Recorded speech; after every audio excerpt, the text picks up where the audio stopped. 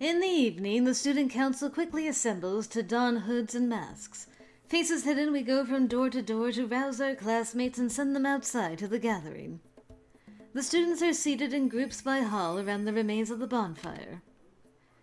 The night air is frigid. It is only the press of so many bodies close together, plus our thick winter robes and capes, that allows us to bear the cold. Potsdam calls forward the seniors of each hall to walk into the center of the burned ground and stir through the dormant ashes with a long wooden pole. The old year has died. The past is gone and will not come again. Let us leave behind our sorrows in the ashes of the past. As these ashes become soil, so may our hearts become the ground of the future. After all the seniors have turned over the ashes, Potsdam signals the staff and the class presidents to come forward bearing new wood. Minnie and I place our firewood in the pile, helping to lay out the structure for the fire to come. Let the new year be born! On cue, Minnie and I turn our attention to the piled wood, focusing our mental energy to create sparks of fire. Only sparks are called for because this is a ritual of rebirth, not destruction. Where a spark falls and catches, it will grow. We were able to cast spark this time. Hooray! A light flickers, then another and another, until at last curls of orange flame begin to blossom and the fire is rekindled. Now, we need an omen for the new year. If anyone here has been experiencing a recurring dream and would like to share it with us. The only dreams that repeat for me are those of my home. That's not an omen I wish to share. There is silence for a few moments as students examine their thoughts in the light of the new fire, their faces warm and their backs cold. Eventually, Angela climbs to her feet. She tells us a dream about finding a pink birthday cake in a field and taking it for herself. But when she cuts into the cake, it's made of sand and it collapses. Meditate on this dream and what meaning it might have for your lives in the new year. To me, the symbol suggests that something which was once desired might turn out to be less valuable than expected. Now, be joyous, and may the seeds of the past bear fruit in you all. After she finishes speaking, everyone stands up and dances in the light of the new fire until it's time to return to our rooms and sleep. All right.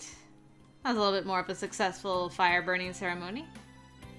Someone is knocking on my door. Good morning. I'm letting all the freshmen know that there's an exam this Friday. Can you tell the rest of the boys? Sure. How do you find these things out, anyway? Professor Potsdam posts the schedules in the library. So you check the library every morning just in case there's a secret announcement? Somebody has to. Maybe, but if no one even realizes you're doing it, they won't appreciate it. I don't want to make people feel guilty for my work. Well, why not just tell people that you saw it in the library? Then they'll know where to look if they need to do it themselves. That's a good idea. Go on. I'll see you later. Okay, bye. Man, Franco's got all the good ideas. I tell ya, what a boy.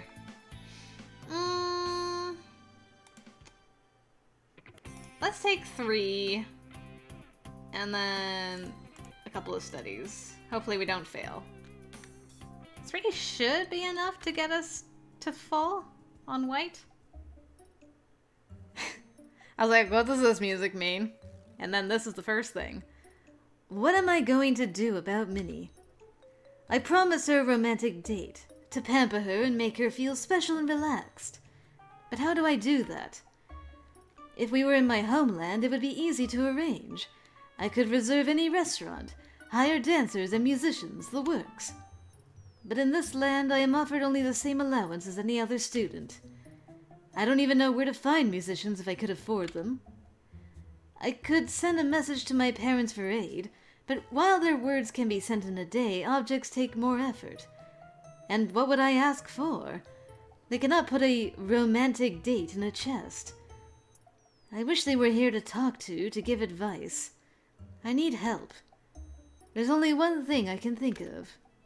I'm like, please tell me you're not gonna ask Graviter. This is the worst person to ask for romantic advice. It would be better to wait the day for your parents to reply. I'm trying to think back to my married days with this boy.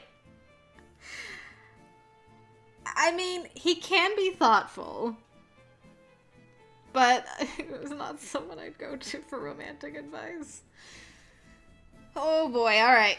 Buckle up, everybody. Here we go. I assume this is an emergency. I'm desperate. I don't know what else to do. What has gone wrong? I need your help to plan a date. I am not amused. I know you don't want to be involved in student romance, but you're the closest thing to my parents at the moment, and I don't know what to do.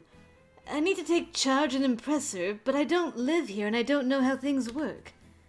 I can't take her away from school to anywhere special. I don't have money to pay or guides to carry us.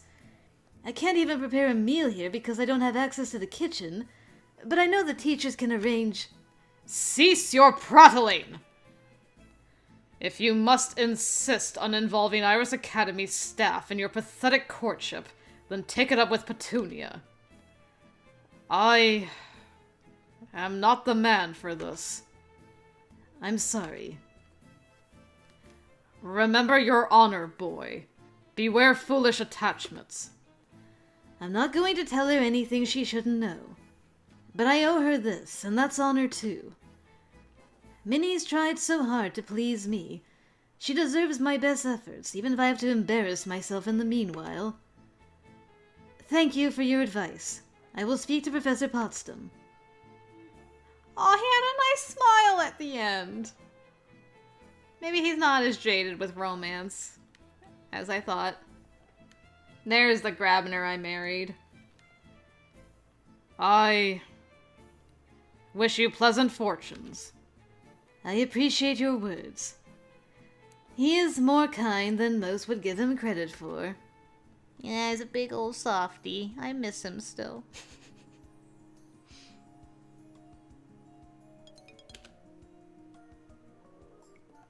Hello?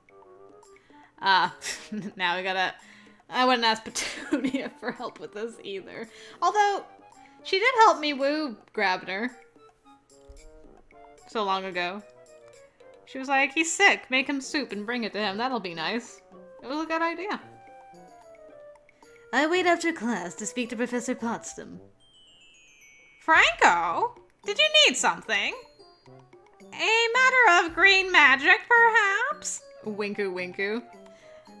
Look, I just want to take her on a nice date. A matter of romance. Do tell. Is she purring at me? Oh god, this was a big mistake. I want to arrange a romantic date for Minnie. Something special, but I don't know what. You know who we should have talked to? We should have talked to Jacob. I mean, he knows her the best. He would have known, like, what would have wowed her. And he's familiar with the area. Like, man, why didn't we go talk to Jacob? I can't afford to take her out anywhere luxurious, and I don't have the contacts to arrange things here. You and Minnie? Well, that's an interesting combination.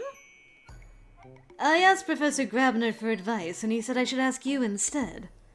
Poor Hieronymus. He must have flummoxed him entirely. I don't know what flummoxed means, but I can guess. Please help me. She deserves a date to remember, and I have no idea what to do.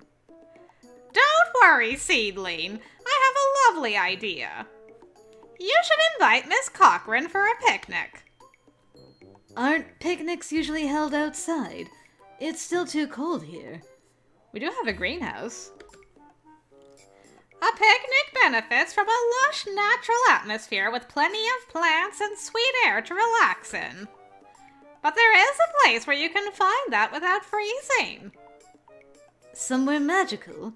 I can't take her to the other world. My greenhouse, of course! Oh. I suppose it makes sense that she would have a place to raise special plants.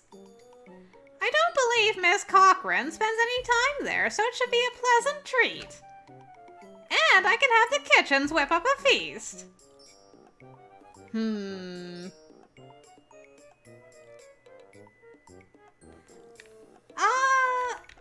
I'm gonna do it myself. I think it would be better if I made the food myself. It should be my own work. I don't know how to cook, so I won't be able to prepare anything more than fruit and sandwiches, but that's good enough for a picnic. Also, I don't know if the kitchen would be willing to make a feast for just any student. Come and find me the night before your date and we can get everything prepared. Ah, young love. May your hearts fly high. She sways out of the room, bells jingling. At least I have a plan now. That was actually a very sweet idea. Alright, Petunia, props to you. That's pretty cool, having a picnic in a greenhouse in the middle of winter. Professor Potsdam tilts her head, setting off the quiet tink-tink of swaying bells. Are you feeling restless, cherubs? Today, we are going to learn the most powerful spell of white magic available to first-year students. In a moment. First, I need to fetch something. She walks to the classroom door and steps outside. We look at each other, uncertain what she's planning. Oh dear. Could one of you come and help me with this? Yes, ma'am. He stands and walks to the door. Huh? We see his hand reach for the door and pause in the air, wavering back and forth, as if he can't quite decide whether to open the door or not. What do you see out there? Nothing, but... You try. I shrug and walk out of the room. Except I don't. For no reason I can understand, I can't make myself do it. You can all try if you like, but none of you can leave. Don't worry, it will only last for a minute. The rest of the class comes up to fail to poke the door and generally mill around, until finally the professor lets herself back in. Now, wasn't that interesting? What you have just experienced was one application of a ward. Warding magic is used to create boundaries over which a spirit may not cross. In this case, spirits such as yourselves. Warding magic is a very complex field, which you will learn more about in later years. In general, the more powerful the spirit, the more specific a ward you will need to effectively bar its passage. The spell you will learn today is a general-purpose ward, more useful against animals than other spellcasters. But as you have seen, it is still possible to catch a wizard in your web if he doesn't know any better. When you set a ward, any sentient creatures other than yourself will be unable to walk across it. You can use this to stop something from approaching you, or to trap it in place. This particular ward will stop a monster from reaching past it to attack you physically, but it will not block magic. Also, it does not last for very long. Interesting, a ward that protects against physical damage, not magical damage. After all, we don't want you locking your classmates in the bathroom. White mastery, hooray. For the next 10 turns, other sentient creatures will not enter or exit the target square. That is pretty useful, I gotta say. Maybe I can use that against the Mothmen. Alright. Sweet. I should start focusing on blue and get some combo spells going. Blue and white work very well in tandem. I report on schedule for my exam. Am I ready? As ready as I'll ever be. Ah, the frog one. I find myself staring at the bulbous eyes of an unfamiliar creature which is standing back out of reach. There are no stairs out of this dungeon. The Riparian's goal is to find and claim the silver chalice hidden somewhere in the labyrinth. Your goal is to get there first. Seize the chalice and you pass the test. As the words fade away, I hear a series of echoing croaks, but I can't make any sense out of them. Okay, well, we're gonna save. Maybe we can actually talk to this guy. Frog. Okay. Communication. I'm not close enough. Okay. Well, let's start with an awareness. Okay.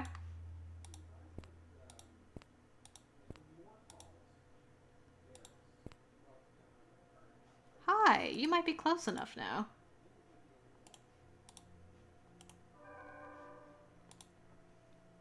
Alright. I reach out with my mind and fall into another's with a ripple. You have a message. The directness of her thoughts catches me slightly off guard. Greetings to you? No greetings. You are not food, not eater, not people. If you bring no offering, you are not worth speech.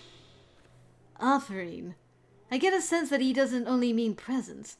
Many other world creatures perform tasks in exchange for gifts. Perhaps that's why E's in this dungeon to begin with. I seek the silver cup. So do you. Only one of us will succeed. Do you have a message? I might be able to make a deal. Or I might be able to mislead him into looking somewhere else while I make a run for the chalice. My goodness, I got so many options. I feel like E is going to zap me if I make a threat. I'm not all that strong. Let's just overwrite the frog. I'm curious I want to do this, but I'm curious about the other two. I want to win. If I have to fight you to stop you from getting the chalice, I will. You are a distraction. The connection between us snaps. Hi. Okay. I'm gonna reload. That didn't get me anything except her. I gotta get it correct. I'll get it figured out. I saw the silver cup. It was back that way. You are lying. You are a distraction. Okay. Let's try making a deal, because I'm curious. I don't have much to offer. Okay. I need to do this. I will give you a gift if you agree to return to the other world without the chalice. What is your offering? Ooh, money? I'll owe you a favor. I could give him my white charm.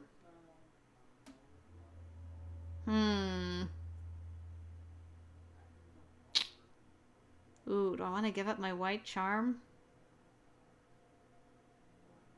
Well, let's save. For fun. Let's see what happens. Too uncertain.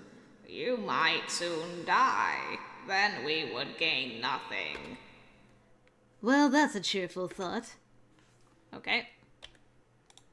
Let's reload. Months? The people do not use dollars. The people. Alright, well, I've only got one more option, and if E doesn't want it, then I guess we'll have to do this the old-fashioned way. Interesting. E pauses for a moment, looking me over. We accept. I hand over the white charm. Fortunate futures for you, wizard spawn. With a ripple of magic, the Riparian disappears. Dang. E kept Heir word. I guess. I guess if E was coming back, then that was not the right way. Okay, well, I still have money. I could buy another one. I might wait and see if I can win another bingo game.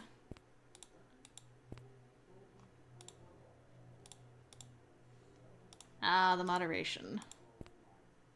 There's the gate. Do I have open? I do. Nice.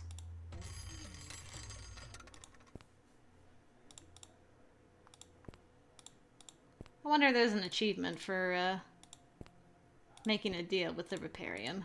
Good grief. What a maze this is. Am I even going the right way? I hope so. This is a long one. Praises.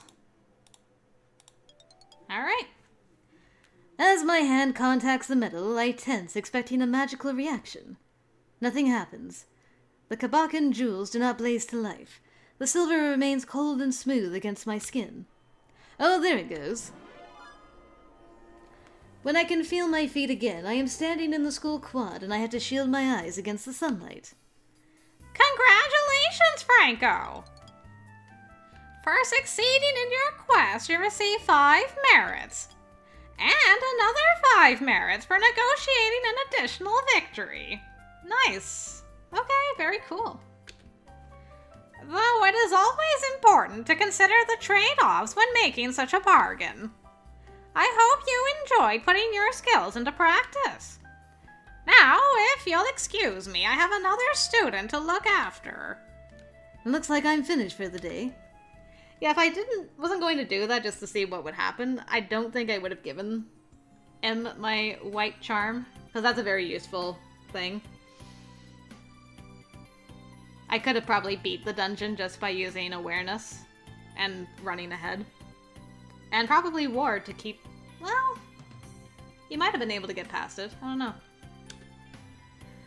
Oh, right. Date.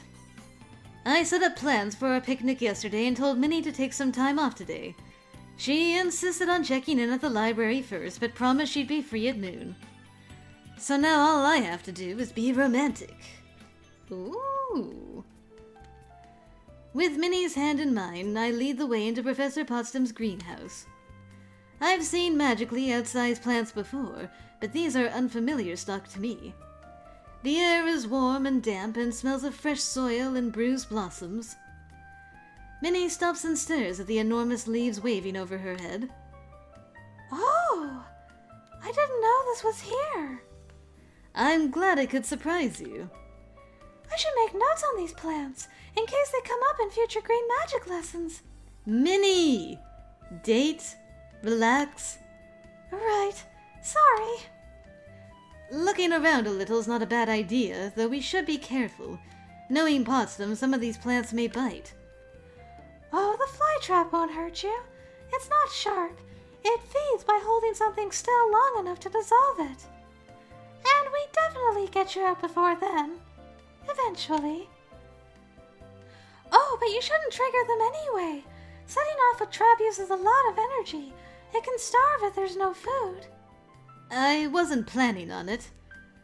So, are these common in the local otherworld? They don't look like anything I've seen grow in the low forests here, and based on the trapped heat in this room, I suspect they prefer a very different climate from Vermont's. Venus flytraps? They're from North Carolina. I do forget sometimes how large the United States are. I think some of these others comes from jungles in Asia, but I'm not sure. I'm not a botanist. A botanist is a plant expert? Right. I hope you don't feel bad that you're not an expert in everything. Sorry, I probably shouldn't tease you. I don't mind a little teasing, if it's you. Now it's my turn to feel slightly embarrassed. How about we take a look at this picnic lunch? Okay. We seat ourselves, cautious not to crush anything. What have you brought? Just sandwiches. I don't know how to cook. Maybe we could practice together sometime. That would be nice. Thank you for the food. We are mostly quiet for a while as we enjoy our meal in the embracing atmosphere of the greenhouse. You know, when I first came to this school, all I could think about was hamburgers and cheerleaders. That was my vision of America. I guess we have that reputation. It's not completely wrong. I've had plenty of hamburgers. But eating here with you is nicer. Well, what about the cheerleaders? Well, there's you. What? I remember how excitable and enthusiastic you looked the day we met, even first thing in the morning. And you're always encouraging other students to do better, cheering them on. And with your hair up like that. Oh, I think my American dream worked out pretty well. well, I used to dream that I would meet a charming British prince. He's here. He teaches here. Girl, let me tell you. Don't worry, I don't mind that you're not a prince. I think my dream is doing okay too. Yes, well, I'm not British. She smiles at me, innocent, happy, and relaxed, like the flowers of the greenhouse sheltered from the Vermont chill. I used to drive my roommate crazy talking about you. Really?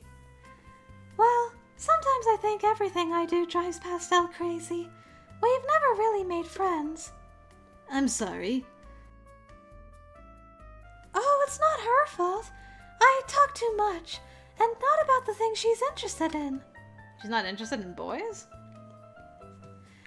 She's had so many boyfriends, I thought it might help us bond if I talked about the boy I liked. But I guess nobody likes hearing about somebody else's crush all the time. At least that's what Jacob said. Did you tell everyone you liked me? Not everyone? I'm starting to wonder how I missed it. And despite that, you still tried to tell me that you couldn't date me. I was afraid I'd do everything wrong and let you down, and... Well, don't worry about it. Okay. Is it really that easy? You know, I've never had a girlfriend before. What else should I do to fulfill your dreams? Well, you could... We could... Kiss? Please? Aw, that's very sweet. I lean forward. Aw, you got her arms around him. Very cute. I love. And she throws her arms around me. Neither of us knows exactly what we're doing, but we put in our best efforts. Well, as long as you're trying your best. Yay! Finally! Well, I've been waiting a long time. At least now it seems like everything will work out. Oh, you had to say that. We've jinxed it. We've jinxed it. Something bad's gonna happen. Kyo's gonna find us, set fire to our room or something. Oh no, things were going so well. The Moon Reborn. A parent's position. I went to Professor Grabner to ask advice about creating a memorable date for Minnie. He said that he could not help me, but directed me to Professor Potsdam instead. Picnic planning. I talked to Professor Potsdam about how to take Minnie on a date. She suggested I arrange a picnic in her greenhouse. Exam success. I won the race to claim the silver chalice and received 10 merits. And picnic date. Minnie and I had a picnic in the greenhouse. We talked about the things we'd imagined happening this year and how they compared to reality. Then she kissed me. I believe there was a mutual kissing going on there, Franco. I don't know about that.